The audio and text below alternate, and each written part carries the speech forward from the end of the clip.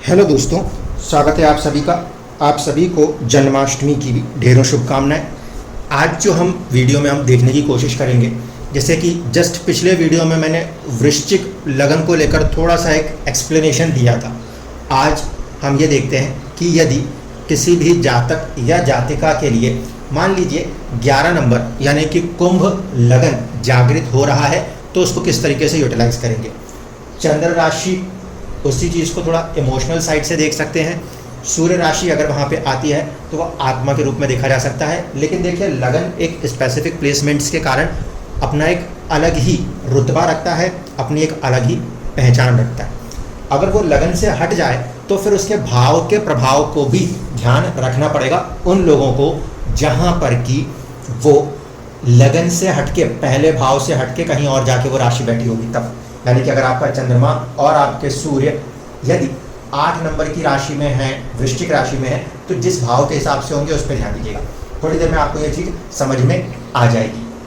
सबसे पहले तो इस बात को देखते हैं कि बहुत सारे लोगों का ऐसा मत है, एक 8 नंबर की राशि और दूसरा 11 नंबर की राशि, या ऐसा समझ लीजिए जहाँ कहीं से भी पढ़ाया गया उसमें ऐसा है कि ये दो राशियाँ जो हैं इसमें कुछ भी आ जाए वो प्रॉब्लमेटिक है। तो हम क्या होता है, पहले ही अपने माइंडसेट को नेगेटिव आउट कर लेते हैं कि इसमें तो इस रास्ते से जाने का मतलब है कि यहाँ पे तो परेशानी परेशानी। वो चीज़ हमको नहीं क्रिएट करनी। नंबर 1, हमें बस ये समझना है कि पराशर जी ने ये तो नहीं लिखा कि इस लगन के अंदर जन्म खराब है या उस लगन के अंदर जन्म खराब है। उसमें ये लिखा है कि राशि के कुछ पर्टिकुलर ग्रह जो हैं वो स्वामी होते हैं। हर राशियों का अपना एक तत्व होता है, तो हमें तत्व और राशि को समझ के फिर उसके लॉर्डशिप को समझने की आवश्यकता है। तीसरा लॉजिक जो हम यूज़ करेंगे वो होगा मूल त्रिकोण। ठीक है, मूल त्रिकोण के लॉजिक के हिसाब से आज के वीडियो को कल के वृश्चिक के साथ कंपेयर करते हुए ही लेके चलूँगा। जो चीज़ें आपने पढ़ रखी हैं बस उसी से आप इसको कनेक्ट करते चले जाइएगा। एक तरफ हमको देखना है कि अगर हमारा जो पहला भाव है उसके अंदर यदि स्थिति उत्पन्न हो, वहाँ पे 11 नंबर की कुंभ राशि बैठे तो क्या कंडीशन है। वृश्चिक के साथ इसको कंपेयर करके बता रहा हूँ, जिससे कि थोड़ा सा इजी समझ में आए कि क्यों वृश्चिक में वो बात कही थी और क्यों कुंभ के अंदर जो कहना चाहता हूँ वो कहाँ तक कितनी तथ्यात्मक होगी, लॉजिकल होगी। ठीक है, देखिए सबसे पहली कंडीशन, इन दोनों राशियों के तत्वों को समझने की कोशिश कीजिए। 8 नंबर का तत्व और 11 नंबर का तत्व। 8 नंबर का जो तत्व है वो जल तत्व की राशि है। जल तत्व, ये ऊपर की तरफ हम जा रहे हैं। ठीक है, लगन को हमने डिफाइन किया हुआ है कि वो छोर होगा जहाँ पे सूर्योदय के समय पृथ्वी होगी, सूर्योदय के समय पृथ्वी होगी, वो कंडीशन ये है। और फिर ये इससे ऊपर उठते उठते जा रहे हैं, 10th हाउस आता है तो पूरा आकाश आ जाता है। अब मुझे ये बात बताइए, पानी जो है, जल तत्व जो है वो जमीन की सतह पर है वहाँ तक तो ठीक है, लेकिन उसको आगे बढ़ के हवा में जाना है। पानी हवा की तरफ जाएगा तो वहाँ पे उसकी कैपेसिटी नेचुरल क्या है, नहीं है, उसको हीट करना पड़ेगा, उसको जलाना पड़ेगा, तब आप पानी को जमीन की सतह से हवा की तरफ भेज पाएंगे। अब इसी चीज़ को अगर हम देखें, ये पलट के वापस आकाश से कहाँ आ रहा है, डूबता हुआ सूर्य है, पृथ्वी की तरफ आ रहा है। तो जब पृथ्वी की तरफ आ रहा है, अगेन पृथ्वी पर ही देखें तो जल वहाँ पे स्थिर हो सकता है। ये जल तत्व की राशि है, जल स्थिर कहाँ होगा, पृथ्वी के ऊपर ही स्थिर होगा। आप उसको हवा में लेके जाएंगे तो उसको वेपराइज करना पड़ेगा, उसको हीट करना पड़ेगा। इसीलिए मैंने कहा डायरेक्शनल स्ट्रेंथ जो है वो 8 नंबर की राशि को 7th हाउस में मिलती है, ना कि 1st हाउस में। पहला कंसेप्ट क्लियर हुआ। तत्व के आधार पे जल तत्व की राशि है, जल तत्व की राशि होने के कारण उसकी ऊंचाइयों को पाने के लिए उसमें चुनौतियों का सामना करना पड़ेगा। नंबर 1, बहुत ज़्यादा हीटअप करना पड़ेगा।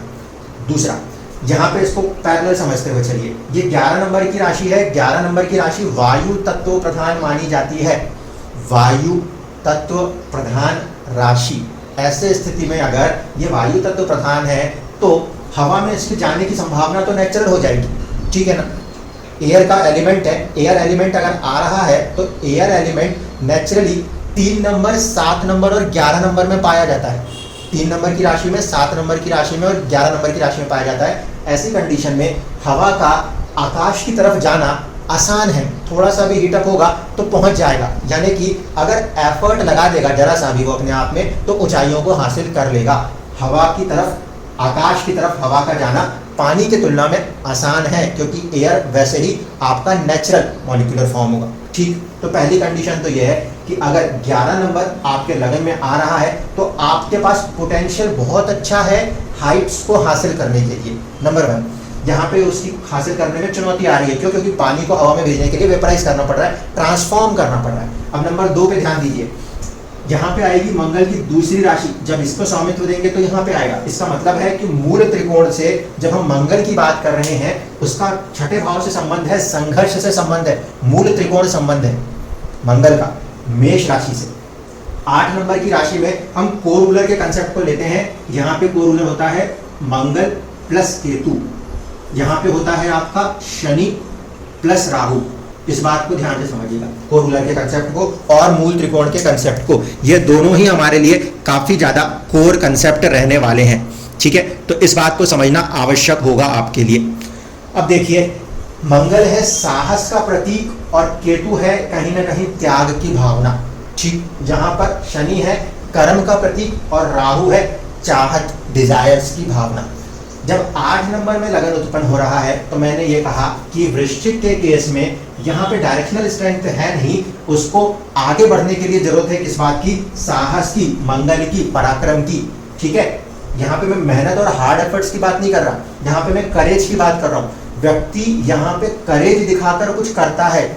मंगल करेज का प्लेनेट है, मंगल पैशन का प्लेनेट है। यहाँ पे इनको पैशनेट होना पड़ता है चीजों के प्रति, और फिर उसको केतु के साथ कनेक्ट करना है। क्यों? क्योंकि मंगल का अगर प्रभाव देखें, मूल त्रिकोण वो संघर्ष दिखा रहा है। व्यक्ति संघर्ष करेगा और संघर्ष करके बदलाव करेगा, ट्रांसफॉर्म करेगा, पानी को हवा में तब्दील करने के लिए एवोपरेट करेगा, द फायर ऑफ मार्स। तो इस कारण से 8 नंबर की कंडीशन में जब हम एलिमेंट को कनेक्ट कर रहे हैं, वाटर एलिमेंट है तो उसको हीट एलिमेंट ऑफ मार्स देकर ही ऊंचाइयां मिल सकती हैं। अब क्या हो रहा है? पानी हवा में जाने के लिए अपने आप को परिवर्तित कर रहा है, ट्रांसफॉर्म कर रहा है, तब कंडीशन बन रही है। ठीक है, तो ये हो गया हमारा राशि का तत्व, हमने समझ लिया।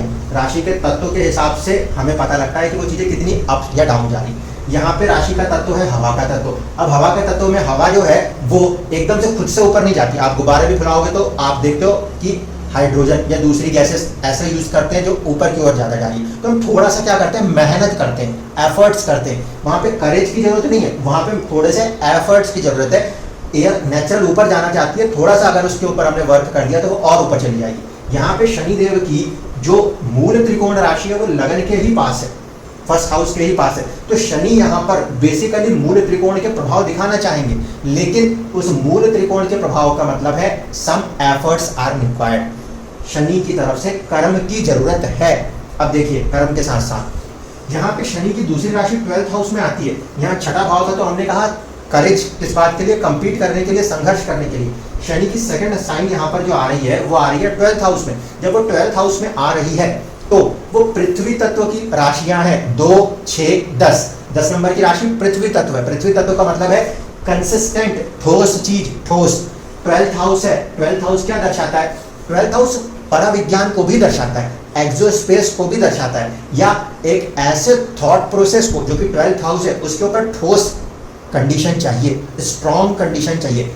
अगर मोबाइल के फोन को डिजाइन करना है तो मोबाइल जब पहली बार डिजाइन हुआ होगा उसका एक मॉडल बना होगा। वो मॉडल जो बना दिया मैंने वो ठोस तत्व है, उसके ऊपर ही मुझे अब सारी चीजें पैदा करनी है। समझिए इस बात को। 10 नंबर की राशि का तत्व क्या है? तत्व है पृथ्वी का तत्व। पृथ्वी तत्व मतलब ठोस। आपका किसी भी आउटलुक, बाहर की चीजें, पराविज्ञान की चीजें, उसके प्रति जो रवैया होना चाहिए वो ठोस होना चाहिए। ठीक है, अगर वो ठोस रवैया है तो यहाँ पे राहु क्या है? राहु है डिजायर, राहु है क्रिएटिव। ठीक, तो उस ठोस रवैये के ऊपर ही आपको अपनी क्रिएटिव स्किल्स को आगे लेके जाना है, डिजायर्स को आगे लेके जाना है।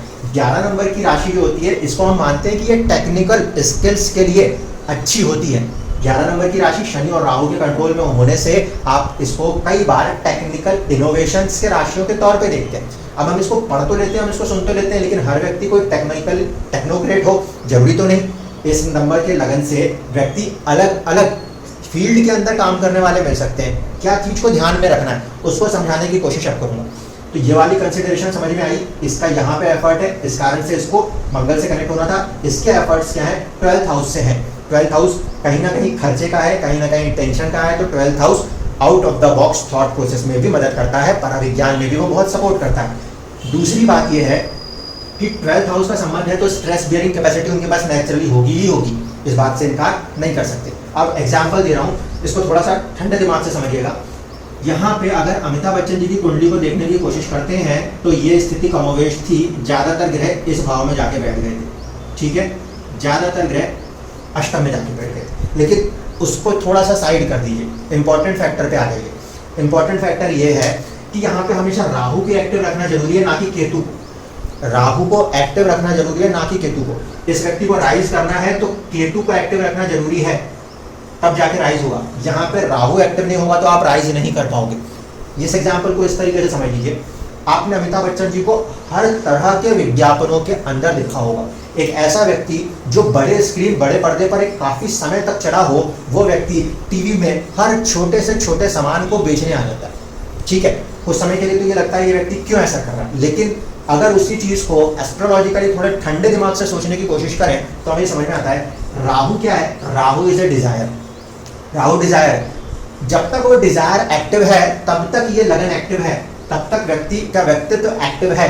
इस बात को खासकर कुंभ लगन के जातक जातिकाएं अच्छे तरीके से समझ पाएंगे कि आपको अपने लाइफ के अंदर एफर्ट्स तो करना है। शनि हार्ड एफर्ट्स का प्लैनेट तो है, लेकिन कंसिस्टेंट करना है, और वो भी किसके साथ, राहु के डिजायर्स के साथ करना है। ये नहीं कि मैंने एफर्ट किया, मुझे रिजल्ट नहीं मिल रहा तो मैंने एफर्ट करने बंद कर दी। अगर ऐसा हुआ, आपने राहु के डिजायर्स, आगे बढ़ने की चाहत, मटेरियलिस्टिक रिक्वायरमेंट्स को छोड़ना शुरू कर दिया, तो फिर आप केतु की तरफ जाएंगे, और जैसे आप केतु की तरफ जाएंगे कहीं ना कहीं आपका लगन, आपकी पर्सनैलिटी, आपकी सराउंडिंग्स जो आपको ऑफर कर सकती थी वो नहीं करेगी, उल्टा आप नुकसान कर लेंगे। यहाँ पर अगर ये व्यक्ति राहु की तरफ जा रहा है तो वो ट्रांसफॉर्म नहीं हो रहा, इसलिए एक्सेप्ट नहीं हो रहा, इसलिए वो ऊंचाइयां नहीं ले पा रहा। पानी हवा में जाने के पहले एवापोरेट नहीं हो रहा, ट्रांसफॉर्म नहीं हो रहा, इसलिए वो उसको ऊंचाइयां एक्सेप्ट नहीं हो पा रही। यहाँ पर ऊंचाई एक्सेप्ट करने के लिए डिजायर जरूरी है, हवा का ऊपर जाना, उसकी चाहत ये जरूरी है। इस कारण से यहाँ राहु का फैक्टर इंपॉर्टेंट है। यहाँ ट्रांसफॉर्म नहीं करना है, अगर हमने हवा को ट्रांसफॉर्म करके पानी बना दिया तो ऊपर नहीं जाएगी, नीचे रह जाएगी। तो इस कारण से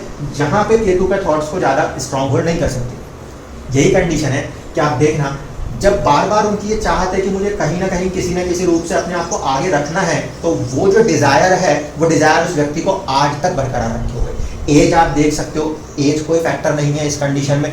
वो कहीं ना कहीं किसी न किसी तरीके से अपने आप को बाहर निकाल के लेके आ ही जाते हैं।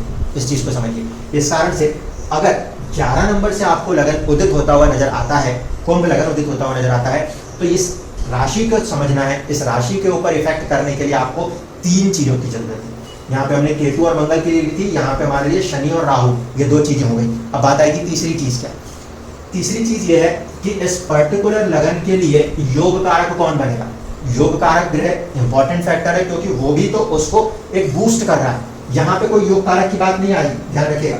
मंगल की किसी भी राशि के अंदर कोई नेचुरल योग कारक ग्रह नहीं बनता, लेकिन शनि देव की राशि जब भी आती है तो वहां योग कारक का भी कंसेप्ट लेके चलते हैं। यहाँ पे योग कारक कौन होगा, यहाँ पे योग कारक होता है शुक्र, क्योंकि उसके पास एक भाग्य का और एक चौथा, 2 भाव, वो भी एक त्रिकोण और एक केंद्र का स्वामित्व है। यहाँ पे आपको अगर राशियों को लिख दें 8 नंबर में, तो ऐसा कोई भी डायरेक्ट कॉम्बिनेशन नहीं मिलेगा। देख लीजिए ध्यान से, 12, 1, 2, 3, 4, 5, 6 और 7। 8 नंबर वाले व्यक्ति को अगर राइज करना है तो उसको सूर्य और चंद्रमा के बीच का बैलेंस मेंटेन करना पड़ता है, आत्मा और मन के बीच के बैलेंस को साथ में लेना पड़ता है, तब जाके केंद्र त्रिकोण पूरा हो सकता है। दूसरा तरीका इनके राइज करने के लिए, या तो फिर वो शनि और शुक्र को आपस में साध लें, लेकिन ये मुश्किल होगी क्योंकि शुक्र का मूल त्रिकोण जो है 12वां खर्चे में चला जाएगा। उस कंडीशन में वो एफर्ट्स लग जाएंगे।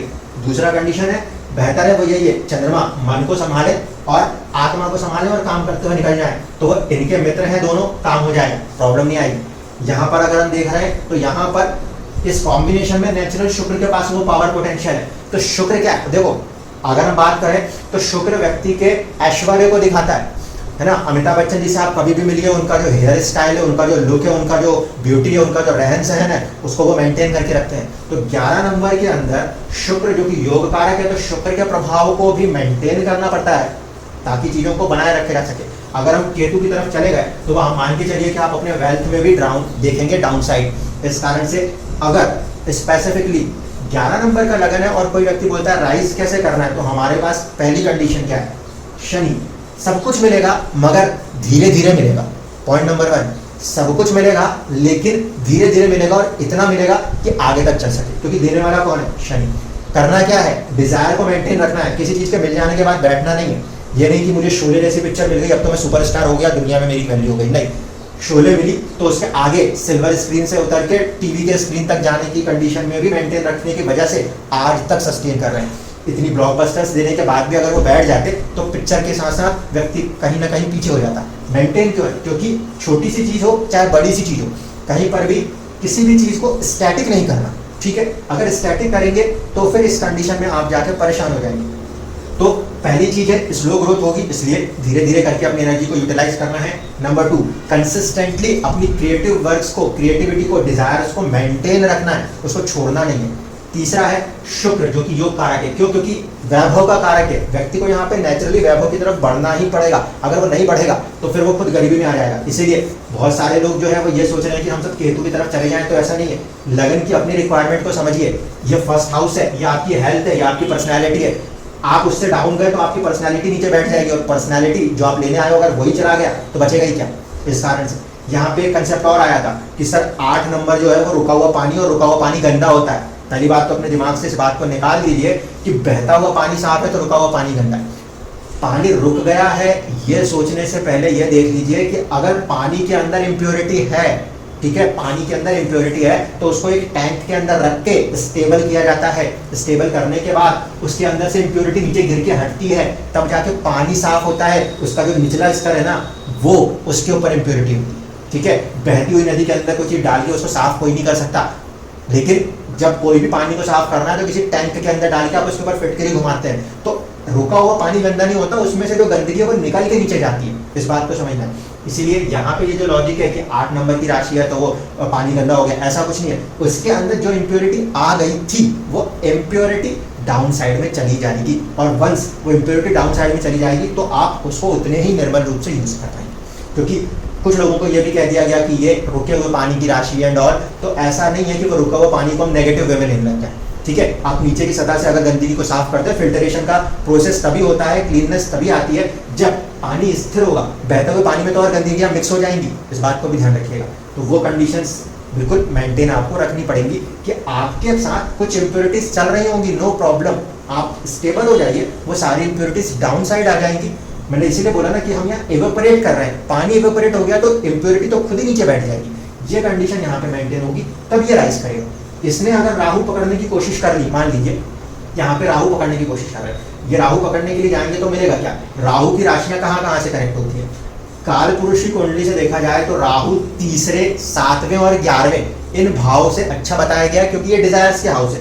देखिए तीसरा, 7वां और 11वां, सिर्फ 11वें को छोड़ दें तो तीसरा और 7वां तो 8 और 12 की तरफ लेके जा रहा है। इसलिए यहाँ पर राहु इतना स्ट्रॉन्ग फोर्स नहीं दे पाएगा अनलेस एंड अनटिल कि वो सिर्फ और सिर्फ 4th हाउस को कंट्रोल करे, ठीक है। डिजायर्स में 3, 7 और 11 नेचुरली जब हम काल पुरुष की कुंडली बनाते हैं तो वहां पे ये 3 राशियां ही 3 भावों में आती है। ऐसे स्थिति में अगर यहाँ से राहु के साथ जाएंगे तो 3 और 7 सपोर्ट ही नहीं कर सकती। केतु को कौन सपोर्ट करता है? केतु मोक्ष का ग्रह मानते हैं, तो केतु को सपोर्ट होता है 4थे घर से, 8वें घर से और 12वें घर से। 4, 8, 12 अगर आपने केतु को पकड़ा तो सीधे सीधे आपने 4th को पकड़ा, आपने लगन को पकड़ा, आपने 5th हाउस को पकड़ा। केतु यहाँ पे तीनों त्रिकोण को कंट्रोल कर देगा, जबकि राहु यहाँ पे अष्टम और द्वादश को खोल देगा। इस कारण से इनकी उन्नति में हमने केतु को टारगेट किया। अब यहाँ पे आ जाइए, यहाँ पे अगर हम केतु लगाना चाहते हैं तो केतु किस तरफ जाएगा? 6th हाउस में जाएगा, आपके 10th हाउस में जाएगा और आपके 2nd हाउस में जाएगा। वेल एंड गुड है, लेकिन यहाँ तक आने के लिए, इसको पाने के लिए सबसे पहले ये होना चाहिए। अगर हेल्थ वाला साइड ही वीक पड़ गया, पर्सनालिटी का साइड ही वीक पड़ गया, तो ये सारे के सारे डाउन साइड हो जाएंगे। अब बात करें कि 3, 7 और 11 में क्या है? 3, 7, 11 नेचुरल एनर्जी है। देखिए तीसरा 5th में आ रहा है, 7वां 9वें में आ रहा है और 11 लगन में आ रहा है। त्रिकोण नेचुरल एनर्जी है और जो आपके केंद्र होते हैं उसमें एफर्ट्स लगाना पड़ता है। तो अगर आप केतु के साथ जाएंगे तो एफर्ट्स लगाएंगे, वो भी सिर्फ एक हाउस के लिए। ध्यान रखिएगा, यहाँ पे संघर्ष पकड़ना पड़ेगा। यहाँ पे धन की बात हो रही है, यहाँ पे आपको संघर्ष करना है। एक पे एनर्जी फोकस करने से एक्टिवली वो चीज नहीं खुलेगी, लेकिन यहाँ पे फोकस करेंगे तो नेचुरली खुलेगी। इस कारण से अभी भी यही सलाह है। ऐसा नहीं है कि हर व्यक्ति आत्मा को जागृत करे और सीधे सीधे मोक्ष की तरफ चला जाए। आप किसी एक मकसद से जन्म लेकर आए, उस मकसद की तरफ ही बढ़ेंगे। जिस दिशा में आपकी नाव जानी चाहिए, अगर उस दिशा में जाएगी तो उसको सपोर्ट मिलेगा। अगर आप उससे उल्टी दिशा पकड़ने की कोशिश कर लेंगे तो फिर आपको हवा के उल्टे थपेड़े मिलने लगेंगे। इस कारण से अगर 11 नंबर का लगन है तो पहली चीज इस बात को जरा ध्यान रखिएगा। मैं ये नहीं कह रहा कि राहु का मतलब है छल कपट कर लीजिए। डिजायर सिर्फ डिजायर है, डिजायर नेगेटिव और पॉजिटिव आपको अपने तरीके से सस्टेन करनी है। यहाँ पे बात यह है कि हमें चीजों के प्रति आगे बढ़ने का एक रवैया मेंटेन रखना पड़ेगा। यहाँ पे चीजों को हमें गिव अप करने का एक रवैया दिमाग में रखना पड़ेगा। इन दोनों ही मेंटालिटीज को यदि बैलेंस कर लेंगे तब इस लगन में जन्म लेने वाले व्यक्ति अपने आप को नेचुरल ग्रोथ देंगे। वरना हम मेंटली डिस्टर्ब होने लगते हैं कि हम तो कर रहे हैं, हम तो चाह रहे हैं, हमें नहीं मिल रहा, चाह रहे हैं और नहीं मिल रहा। अगर ये कंडीशन है तो इसका मतलब है आपकी चाहत आपको कहीं और खींच रही है, आपकी लाइफ आपको कहीं और खींच रही है। और अगर आप जो चाह रहे हो और आपको वही मिल रहा है तो कहीं ना कहीं आप ये मान के चलो कि आप जो चाह रहे हो वो भी आपके लाइफ के साथ आपको फोर्स दे रहा है, क्योंकि चीजें नेचुरल उसी हिसाब से कनेक्ट होती हैं। एक्स्ट्रा इधर उधर एफर्ट करने की फिर कोई जरूरत नहीं पड़ती, वरना चीज़ों को बदलने के चक्कर में हम बहुत सारी चीज़ों को डिस्टर्ब कर लेते हैं। तो आई होप कि कुछ मोटी मोटी बातें जो है वो आपको समझ में आ गई होंगी कि क्यों कुंभ लगन में यदि जन्म है, नेचुरली आपके पास 12th हाउस की स्ट्रेस बेयरिंग कैपेसिटी है। सोचिए और सोच के उसके ऊपर धीरे धीरे काम करिए। ग्रोथ लेट होती है, 33 से लेकर 36 ईयर तक का टाइम ड्यूरेशन इसमें लगता है, बट क्योंकि ये रिसर्च इनोवेशन वाली राशियां हैं, आप देख लीजिएगा अमिताभ बच्चन जी का भी जो राइज है वो लेट है लेकिन आज तक सस्टेन है। इस कारण से अगर 11 नंबर का लगन है तो मेहनत पे फोकस करते हुए उसके अंदर डिजायर और क्रिएटिविटी मिक्स रखिए। आपका काम नेचुरल फ्लो के साथ धीरे धीरे करके हमेशा के लिए बनने लग जाया करेगा। धन्यवाद।